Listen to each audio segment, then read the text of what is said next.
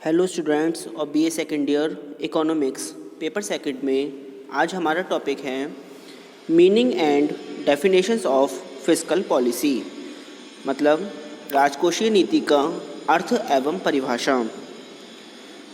अब सुनिए, इसमें पहले हम इसका अर्थ बताते हैं।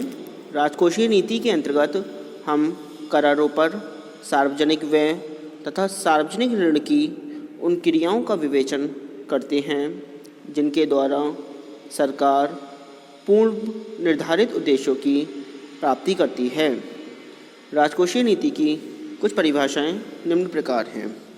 फर्स्ट है, according to Arthur Smithies, fiscal policy is a policy under which the government uses its expenditure and revenue programs to influence desirable effects and avoid undesirable effects on national income, production and employment। अब इसको हिंदी में सुनेंगे। Arthur स्मिथीज के अनुसार राजकोषीय नीति वह नीति है जिससे सरकार अपने व्यय तथा आगम के कार्यक्रम को राष्ट्रीय आय, उत्पादन तथा रोजगार पर प्रभाव डालने तथा अवांछित प्रभावों को रोकने के लिए प्रयुक्त करती है। आगे देखेंगे। सेकंड डेफिनेशन आती है according to Harvey and Johnson. इसमें सुनिए, fiscal policy incorporates such changes in government expenditure and taxation designed to influence the pattern and level of activity। मतलब अब हम इसको हिंदी में बताएंगे। हार्वे एवं जॉनसन के अनुसार अर्थव्यवस्था की क्रियाओं के स्तर एवं स्वरूप में परिवर्तन लाने के उद्देश्य से शासकीय व्यय एवं कराधान में जो परिवर्तन लाए जाते हैं, जो चेंजेस लाए जाते हैं, उन्हें राजकोषीय नीति में शामिल किया जाता है, उन्हें फिस्कल पॉलिसी में शामिल किया जाता है। आगे देखिए। थर्ड डेफिनेशन है according to J.K. Shaw, we define fiscal policy to include any design to change the price level, composition or time of government expenditure or to vary the burden structure और frequency of the tax payment। इसमें सुनेंगे हिंदी में। अब J.K. Shaw के अनुसार हम राजकोषीय नीति को परिभाषित करने की दृष्टि से उसमें कीमत परिवर्तनों, सामाजिक व्यय के समय एवं संरचना में परिवर्तन, कर भुगतान की बारंबारता एवं संरचना में परिवर्तन को शामिल करते हैं। आगे देखिए।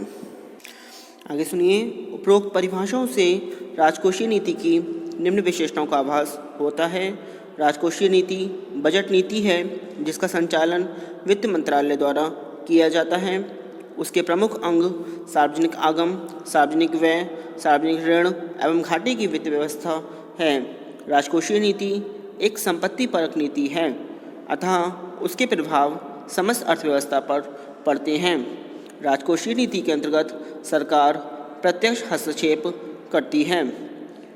राजकोषीय नीति किसी देश की आर्थिक नीति की सहभागिनी है और आर्थिक नीति के लक्ष्यों को प्राप्त करने के उद्देश्यों से चलाई जाती है।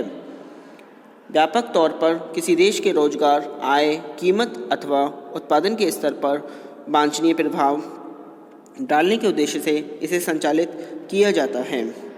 संक्षेप में व्यय, करारोपण, ऋण व बजट निर्माण से संबंधित सरकारी क्रियाओं को राजकोषीय क्रियाएं कहा जाता है, और जब इन क्रियाओं का उद्देश्यपूर्ण उपयोग आर्थिक स्थायित्व, द्रुतगामी आर्थिक और पूर्ण रोजगार की प्राप्ति के लिए किया जाता है तो उसे राजकोषीय नीति कहते हैं। आगे सुनिए। अब आते हैं ऑब्जेक्टिव्स ऑफ फिस्कल पॉलिसी, राजकोषीय नीति के उद्देश्य। इसमें सुनेंगे। प्राचीन समय में ही राजकोषीय नीति के कर अंग का उद्देश्य आय प्राप्त करना तथा व्यय अंग प्रधान उद्देश्य देश की सुरक्षा तथा देश की आंतरिक शांति बनाए रखना था।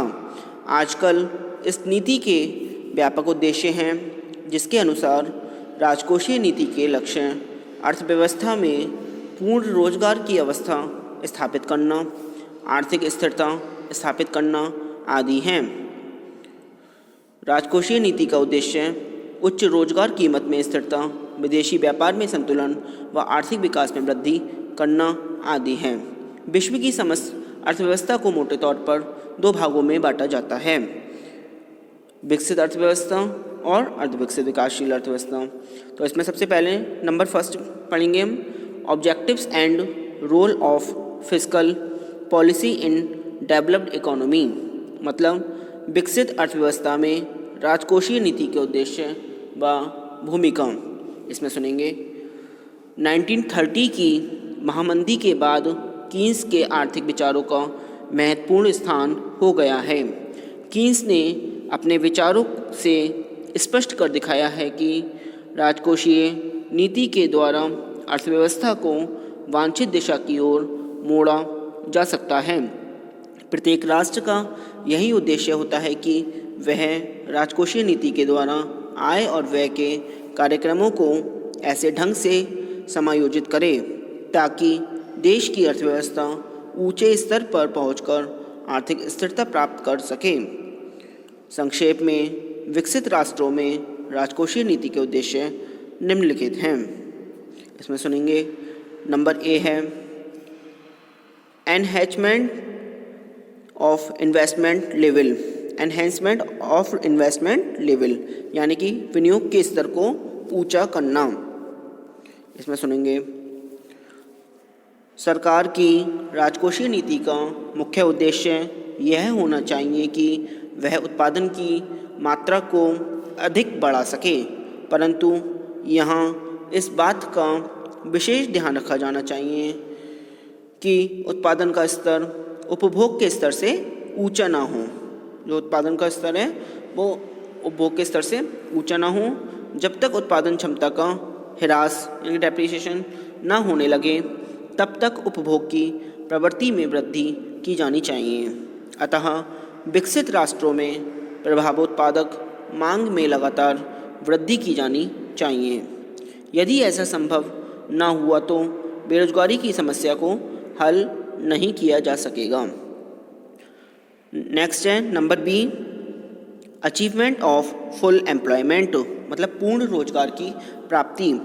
कीन्स ने अपनी पुस्तक जनरल थ्योरी में यह स्पष्ट किया है कि रोजगार प्रभावपूर्ण मांग पर निर्भर करता है और प्रभावपूर्ण मांग के दो अंग हैं, उपभोग पर व्यय और विनियोग पर व्यय। अर्थात उपभोग और विनियोग पर किए गए व्यय का ही दूसरा नाम प्रभावपूर्ण मांग है। इस कुल व्यय या प्रभावपूर्ण मांग को सरकार अपनी बजट क्रियाओं से प्रभावित कर सकती है। कीन्स के अनुसार पूर्ण रोजगार प्राप्त करने के लिए उपभोग और विनियोग दोनों को बढ़ाया जाना चाहिए। पूर्ण रोजगार की प्राप्ति हेतु बेरोजगार दूर करने के उपाय किए जा सकते हैं। करारोपण में कमी की जानी चाहिए। उपभोग को प्रभावित करने वाले व्यय, व्यक्तिगत विनियोगों को प्रभावित करने वाले व्यय तथा सार्वजनिक विनियोग में वृद्धि की जानी चाहिए। सार्वजनिक ऋण का भुगतान व सस्ती ब्याज नीति अपनाई जानी चाहिए।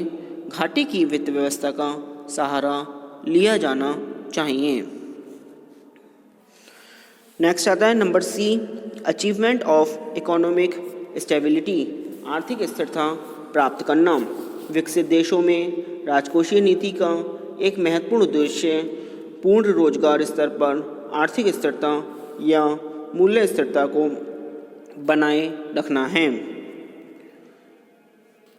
मूल्य स्तर की स्थिरता का अर्थ यह है कि मूल्यों में सामान्य स्तर में तीव्र अल्पकालीन उच्चावचन होने की भी कोई प्रवृत्ति नहीं है। अर्थात राजकोषीय नीति को जिसका उद्देश्य मूल्य स्तर में स्थिरता बनाए रखना है, मूल्य स्तर में अल्पकालीन उतार चढ़ाव को रोकने के प्रयास करना चाहिए। आर्थिक स्थिरता की प्राप्ति के लिए राजकोषीय नीति का जो स्वरूप अपनाया जाता है उसे प्रतिचक्रीय या क्षतिपूरक राजकोषीय नीति कहते हैं। इसके अनुसार सरकारी निर्णय ऐसे होते हैं जिनसे अर्थव्यवस्था में अस्थिरता यानी कि इनस्टेबिलिटी की ओर ले जाने वाली प्रवृत्तियों पर रोक लग जाती है। संक्षेप में मुद्रास्फीति के समय अतिरेक बजट बनाना चाहिए और मुद्रा संकुचन के समय घाटे का बजट बनाया जाना चाहिए। आज यह बात अधिकाधिक रूप में स्वीकार की जा रही है कि राजकोषीय नीतियाँ धन के वितरण की असमानताओं को दूर करने में अत्यंत महत्वपूर्ण भूमिका अदा कर सकती है।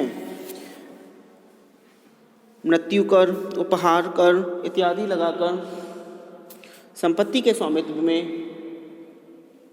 परिवर्तन किए जा सकते हैं। ये कर हैसियत के आधार पर बनी विषमताएं घटा सकते हैं। अमीरों से कर वसूल करके तथा उसे निर्धन के हित में व्यय करके आय के वितरण में परिवर्तन किया जा सकता है।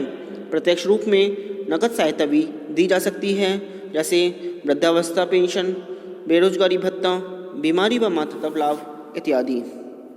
अब नंबर 2 आता है fiscal policy and economic stabilization, मतलब राजकोषीय नीति व आर्थिक स्थायीकरण या स्थिरता। आर्थिक स्थिरता को बढ़ाने के लिए राजकोषीय नीति की उपयुक्तता को धीरे धीरे मान्यता मिली है। मूल्य की स्थिरता का अर्थ यह है कि मूल्यों से सामान्य स्तर में तीव्र अल्पकालीन उच्चावचन होने की भी कोई प्रवृत्ति नहीं है। अर्थात राजकोषीय नीति को, जिसका उद्देश्य मूल्य स्तर में स्थिरता बनाए रखना है, मूल्य स्तर में अल्पकालीन उतार चढ़ावों को रोकने का भरसक प्रयास करना चाहिए। पूंजीवादी अर्थव्यवस्था में मंदी के बाद तेजी और तेजी के बाद मंदी बारी बारी से आती रहती है। यह सामाजिक हितों के लिए घातक होता है और अर्थव्यवस्था में भारी संकट उत्पन्न कर देता है। आज के लिए इतना ही। Thank you very much.